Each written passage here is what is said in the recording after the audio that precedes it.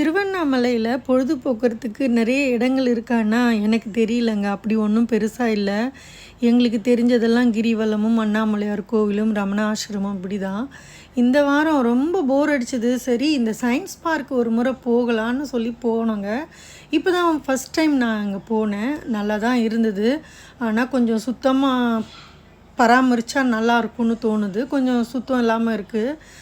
மற்றபடி நல்லா இருந்தது பார்க்கறதுக்கு. இது பக்கத்துலேயே ஒரு சின்ன ஏரியும் இருந்தது. ரசிக்கும்படி தான் இருந்தது. எல்லாத்த விட அங்கே ஒரு கேன்டீனில் வந்து ஸ்நாக்ஸ் நிறையவே வச்சுருந்தாங்க. அதுவும் சுட சுட பருப்பு போளி, தேங்காய் போளி, சமோசா இப்படி அப்புறம் ராகி அடை இதெல்லாமே சூப்பராக இருந்ததுங்க. விலையும் ரொம்ப கம்மியாக தான் இருந்தது. நல்லா நாங்கள் என்ஜாய் பண்ணிட்டு வந்தோம்.